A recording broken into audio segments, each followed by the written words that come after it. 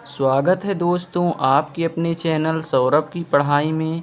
दोस्तों आज हम पढ़ेंगे संख्या के प्रकार, जिसमें से हमारा है पहला प्राकृत संख्या।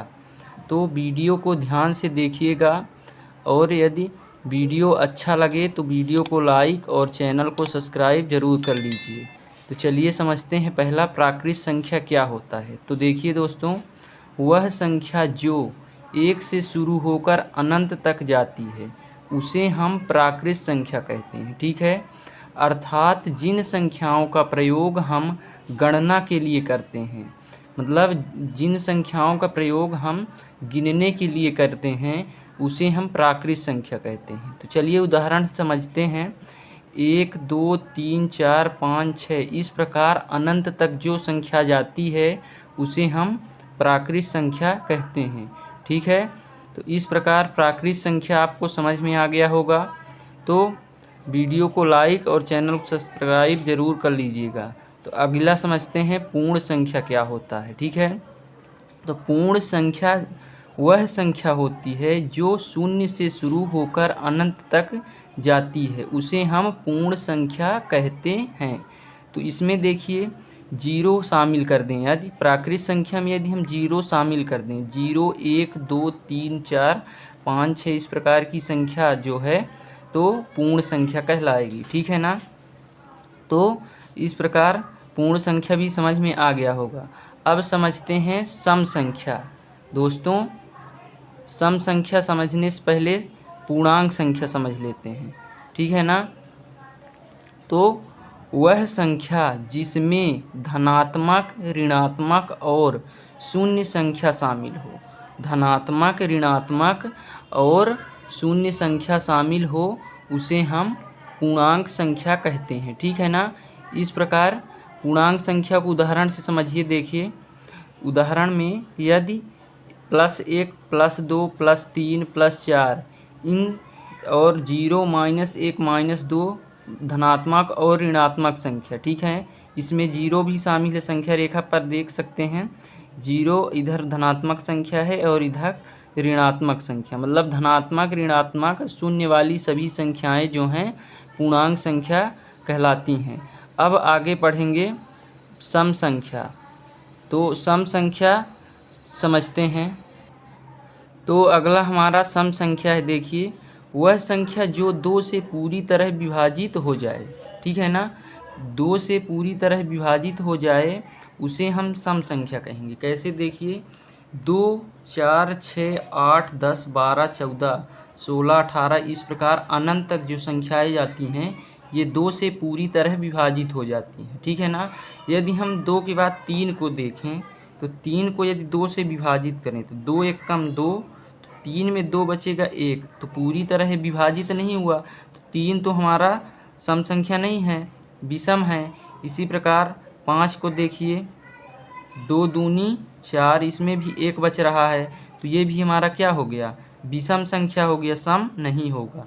तो इस प्रकार जो हमारी 2 से विभाजित हो जाए जो संख्या 2 4 6 8 10 इस प्रकार की संख्या सम संख्या। अब विषम संख्या देख लीजिए, वह संख्या जो 2 से पूरी तरह विभाजित नहीं होती है, यहाँ पर हमने बताए हैं, उसे विषम संख्या कहेंगे। कैसे, देखिए 3 5 7 9 11 13 इस प्रकार की 15 अनंत तक संख्या चली जाती हैं। तो ये जो है तो पूरी तरह विभाजित नहीं होती, तो इसे हम कहते हैं विषम संख्या। तो विषम संख्या आपको समझ में आ गया हो तो वीडियो को लाइक करना ना भूलें। चलिए अब समझते हैं भाज्य संख्या, अभाज्य संख्या, परिमेय संख्या और अपरिमेय संख्या। तो दोस्तों हमारा भाज्य संख्या देखिए, भाज्य संख्या वह संख्या होती है जो एक और स्वयं के अतिरिक्त अन्य संख्याओं से विभाजित होती है, उसे हम भाज्य संख्या कहते हैं। से देखिए 1 से तो सभी संख्या विभाजित हैं। ठीक है, 1 से किसी संख्या में भाग देने पर कोई अंतर नहीं पड़ता। एक और स्वयं से विभाजित हो, स्वयं के अलावा अन्य संख्या से भी विभाजित हो। तो चलिए समझते हैं। 4 जो है, देखिए 4 कहाँ से विभाजित होगा, 2 से हो जाएगा, 2 दूनी 4 और किससे हो जाएगा, 2 से और 4 से। तो मतलब स्वयं से, स्वयं के अलावा अतिरिक्त दूसरी संख्या से विभाजित हो रहा। तो ये हमारा 4 जो है भाज्य संख्या है। 4 के बाद देखिए 6, 6 भी 3 और 2 से हो रहा है, 3 और 2 संख्या से हो रहा है। 6 के बाद 8, 8 के बाद 9, 9 के बाद 10, 10 के बाद 12, ठीक है, 12, 14, 15, इस प्रकार जो संख्याएं हैं हमारी, तो क्या हैं, भाज्य संख्या। 15, 16, 18, 20, ठीक है, 21, इस प्रकार की संख्या अनंत तक चली जाएंगी, ठीक है ना। तो ये हमारी भाज्य संख्या कहलाती है।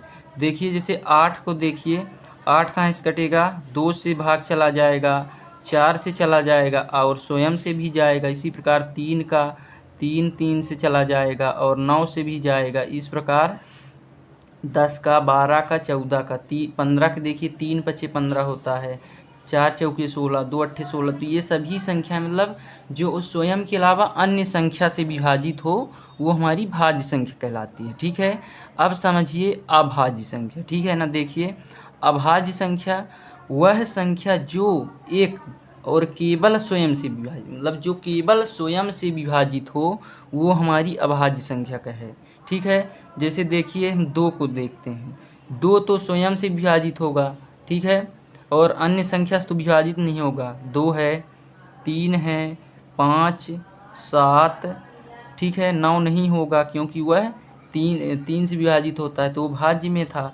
तो 7 के बाद क्या होगा, 11, 13, ठीक है, 17, 19, 19 के बाद क्या होगा, 23, 29, इस प्रकार ये भी संख्याएं अनंत तक चली जाएंगी। तो ये अभाज्य संख्या। तो देखिए यहाँ पर 3, 3 से ही होगा, 5, 5 से, मतलब जितनी संख्याएं हैं ये केवल स्वयं से विभाजित होंगी। तो इन संख्याओं को हम अभाज्य संख्या कहेंगे, ठीक है।